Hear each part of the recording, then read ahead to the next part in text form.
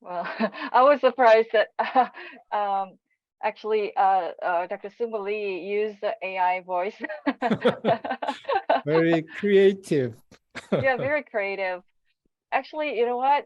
This morning I tried to ask um, AI the chatbot. Have you tried a chatbot?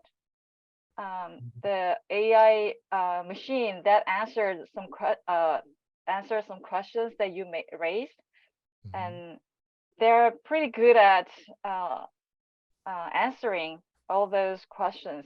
So I was surprised, and then this time I was surprised again for the voice of AI. Anyway, so The chatbot is similar to Siri in much cell better phone. than Siri. Oh, really? Yeah, Chat chatbot for the Zoom or it's PowerPoint? not for Zoom. It's for you can use the application. Mm, Hold on a second. all My right. son is just got home and distract me. Oh my. Anyway, Okay. so today's presentation is on the speech that I already delivered last fall in the same sort of conference held by the same institute of HUFS. And but this time I've tried to make it neat and short, but since it's English, which is not my mother language, and so I'll keep the speech clear and straightforward. Um, actually, you know what? My presentation has been a little bit changed since I submitted this title and abstract because I recently had a conversation with other colleagues who are concerned in increasing carbon emission in both developed and developing countries. And so these people feel like the clock is clicking fast, and so urgent action is needed. But I always talk to the people and say we should be perfect and we cannot miss the opportunity. So, but however, I got to believe there is no perfect option right now in front of us. So we got to do something quickly. Um, this is based on the California case studies. And so anyway, so today's presentation will cover from more like weak sustainability to strong sustainability, which is a degrowth. Anyway, my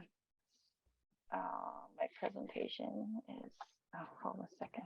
So this is abstract, and then the purpose of this presentation is to answer the question why we are heading to the point of degrowth, which we can transform our society to be, and who are the ones that prefer degrowth as a strategy for human sustainability, which is a strong sustainability, as I mentioned. It's not easy to persuade people to change their behaviors, even though they are aware of climate crisis in their daily life. Like Californians who are facing floods after 3 weeks of rain this year, which is very rare in their climate pattern. So, um, so how to persuade their behavior change, and also how to not miss the opportunities that we get. So those are the ones that I'm focusing on right now. So as I mentioned before, this morning I asked the questions to the AI chatbot and how to reach the um, carbon neutrality goal by 2050. It responded very correctly, uh, as exactly as what we have suggested for a long time, like to invest in renewable energy and to increase energy efficiency and to cooperate among governments and businesses and individuals for transforming our industrial structure, etc. And this is all the answers that chatbot already provided. So, and this is the rationale um, of developed countries who are pursuing carbon reduction without the cost of economic growth.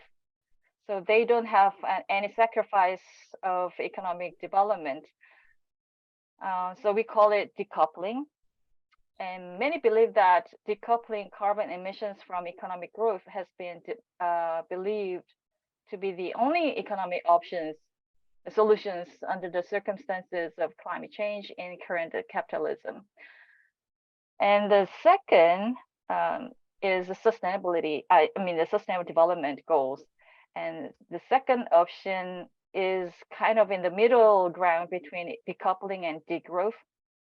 And some may wonder if there is a clear distinction between decoupling and SDGs.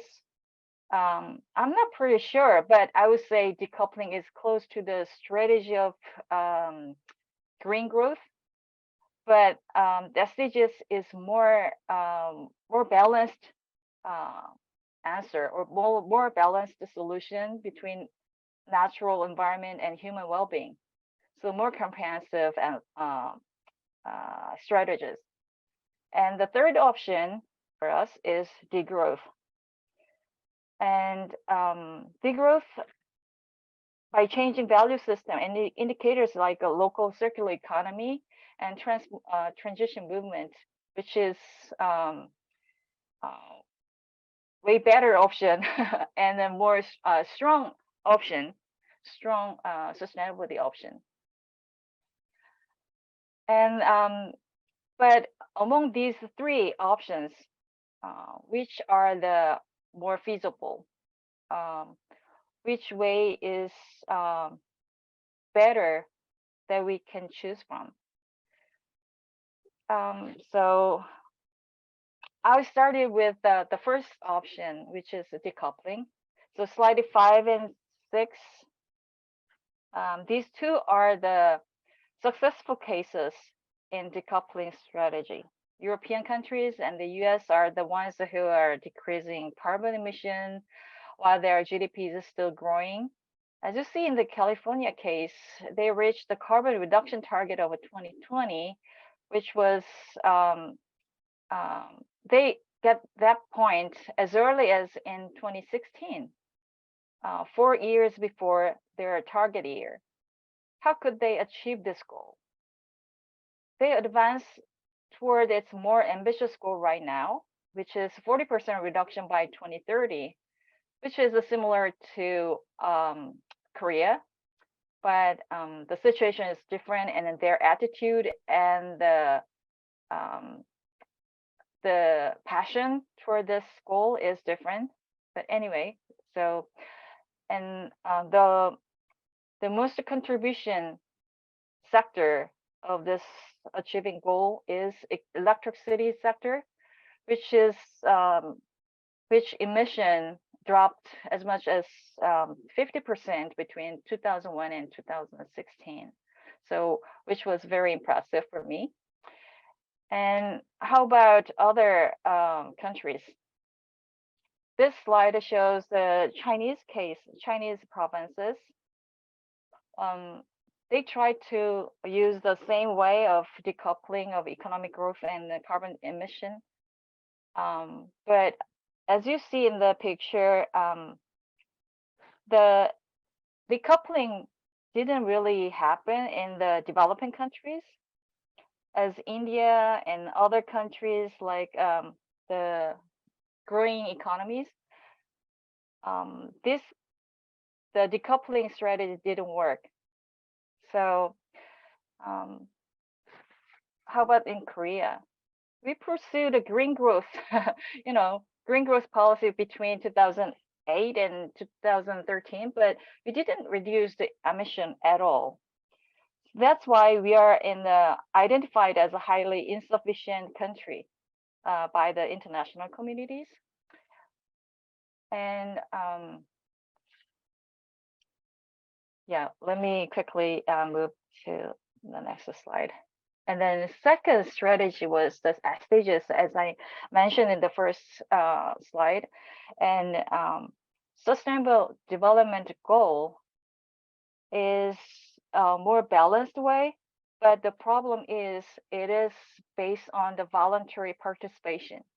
If there's a strong role of coordination in the government, in the central government, it would result in a better future, but we are struggling to resolve the issues between sectors as we see the silo issues. And so there's some struggling and prioritizing issues between the departments. So the SDGs are kind of the right way to go between because it's more comprehensive and more balanced way to move forward. But the problem is it's not there's a lack of enforcement. And how about the third option, degrowth? And the problem with decoupling and the SDGs is that everyone can reap the benefits. The one more problem is the problem of breaking ecological boundaries while the time goes on and while they overshoot. Problem happens here, as you see in the picture, this graph. Once they get to the point of a social threshold achieved, they transgress the biophysical boundaries. So this is the issue of decoupling. So the degrowth is kind of the one that we have to choose from. So that's why ecological economists argue that through restraint from breaking boundaries, ecological boundaries, we need to reduce material footprint, especially those countries that already transgress ecological boundaries, like United States here in the picture. And how about other researchers? They also say that wealthy countries must move beyond the pursuit of economic growth, which is other strategies than the economic development, because the poor countries can get a worse and then strong impact from the climate change and ecological impact.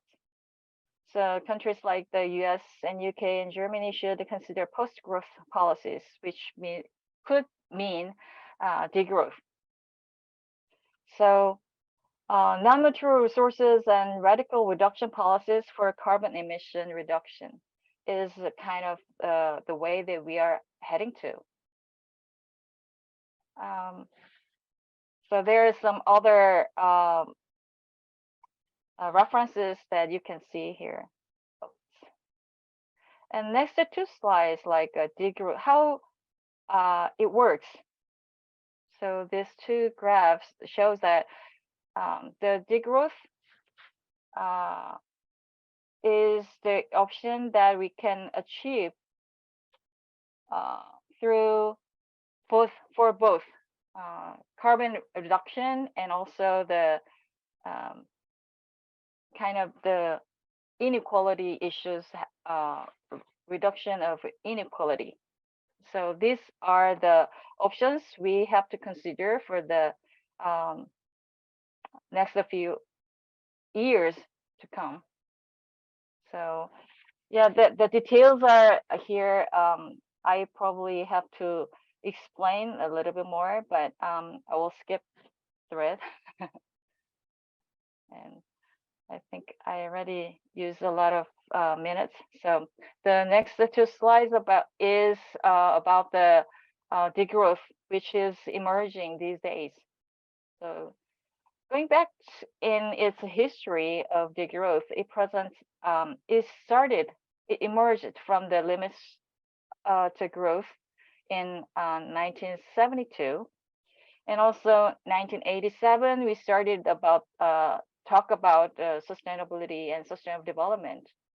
And now, post 2008 economic crisis, anti-financing and gender inequality group, they're arguing that the degrowth is the way that we have to go. And then also, since 2001, Degrowth, which said degrowth has been the subject to hundreds of research papers and books. So these are the graphs that how these degrowth, the term of degrowth is emerging. So Google Trends show that it's steady state economy versus degrowth.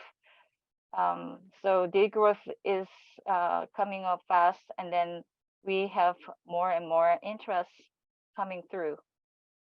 And then Google Scholar search also shows how degrowth is getting more attention from the audience. So that's why the ecological economists are trying to focus on the post-growth regime, which is pretty much the same concept with the degrowth. But the problem is the term itself, degrowth, because there's some critics by the social cultural scholars, including Noam Chomsky. He said, since degrowth is an abusive term, they would rather produce side effects, beliefs, attitudes, and values that have been hardened for a long time unconsciously. Judge the first impression of the term degrowth negatively. So degrowth itself, it's not a problem, but the problem is the conception or perception that the general audience, the layperson can accept and can have from the term. When I asked the AI chatbot this morning, it also say degrowth, how it defined degrowth was the problem. It's like a more constriction or a reduction of economic activities and consumption. It is true, but the term of degrowth should be used in a different way, like a good or better life without overshooting sort of things. So that is how the other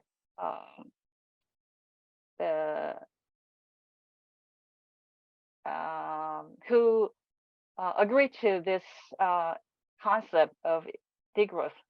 So the ecological economists or environmental activists say the current problems of economic growth itself should be reflected in the post-growth regime. So strong words can arouse people's attention also, and they said the need to conceptualize a good life by voluntary reduction of material uses should be reflected in the degrowth. So these are the one, and so the how to get there, or why we should have to use this degrowth concept is the way we reduce the permanent loss, or we have to choose benefits over the ecological loss. So hold on a second. I drew this graph a long time ago, and then anyway, so even though we keep our lifestyle as less impact over the environment, we still have social foundations, or so this kind of the thresholds that we have, and then that's once we move more than this, then we're gonna get a permanent loss of ecological foundations. So we have to reduce the GDP and economic activities and consumption. That's how we go with the degrowth strategy. So I don't know, it's explained it a lot. Explained it correctly, but anyway, so and this is the final slide that I drew, and I use the diagram of feedback loop here based on the economic activities and then the policies by the government. We can change, we can transform our system into more sustainable way. So when we have to intervene in the policy, so I try to find the right point, right mode that that we have to consider as important as strong intervention we create. So technological innovation and ecological, ecosystem services has to be recovered. Those two, and also how to recycle our waste. These are the points that we have to consider in the policy intervention. But the stock, when we draw the stock and flow diagrams like this, the stock population is important too. So now in Korea, we have slowing down population increase, and also population actually shrinking. So we have kind of at the right point that we actually intervene the policies. So we have to focus on the technological innovation. Actually, it will take time for me to explain all these modes, every point, but somehow I like to wrap up in with this final slide. Anyway, thank you. I took too long.